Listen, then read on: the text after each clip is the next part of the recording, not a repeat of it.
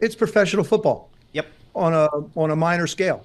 I mean, they opened Pandora's box with this thing and made an absolute mess of college football. Now, the athletes are being paid. Some of them being paid a lot of money, and they wind up sitting. What I think it's really doing, it's destroying the infrastructure of competition. You go someplace and you compete for a job. Well, not in college anymore. You go someplace, you don't like it, you think you're really good, you're just going to go someplace else.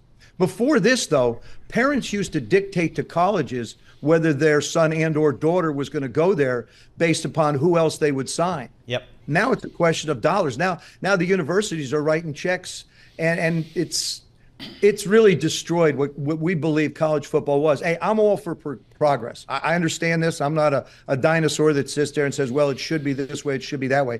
I'm willing to accept whatever's out there. But what they're doing right now is basically destroyed college football. How would you like to be a coach today trying to recruit somebody? I can't imagine. I don't know how they do it.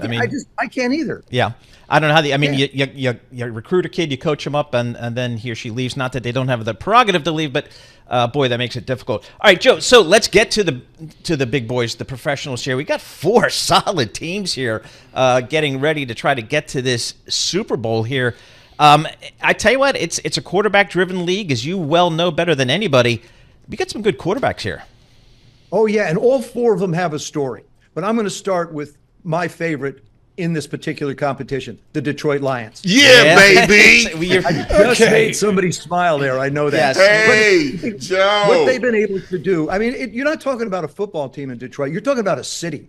You're talking about a group of people that have been so frustrated for so long, fans. Yeah. Now all of a sudden they get to celebrate. The difference is they're not going to be at home. They're going to be on the road. Then you got Brock Purdy. You got 3 number 1 picks, and then you got Brock. You got Mr. Irrelevant and all the number 1s. And yet he's playing at a higher level than all of them when you look at statistics.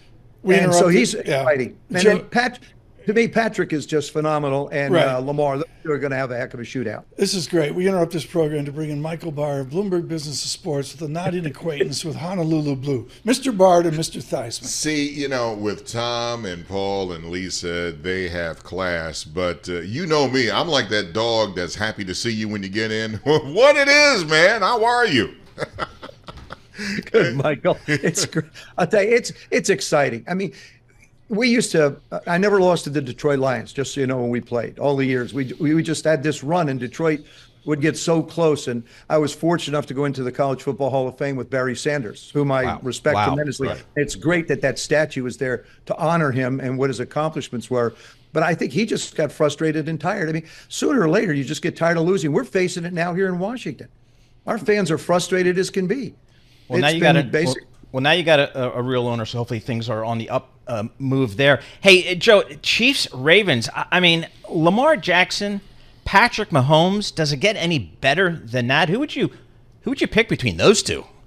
Well, Baltimore's favored by 3, which basically means if the home team is favored by 3, it's a pick 'em.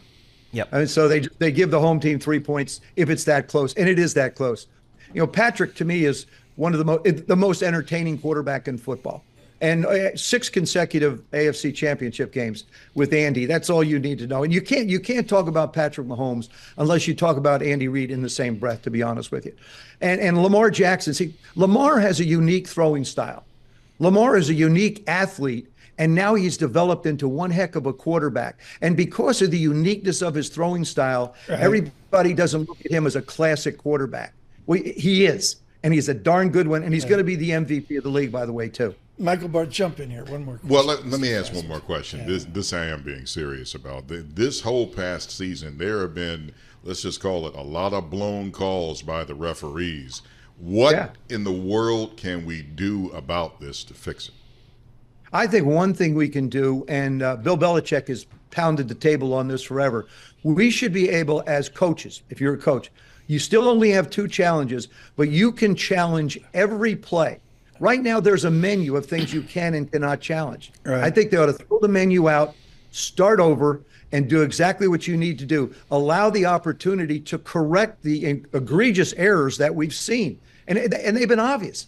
It's like guys getting tackled going down the field, no flag. Guys jumping off sides, no flag. But I really think that if you allowed, I don't want to give the coaches any more. I'm not going to slow the game down. I'm not going to stop the game. But I am going to give them the opportunity to challenge plays when and if they want to, any play that's out there. I think that's a great place to start.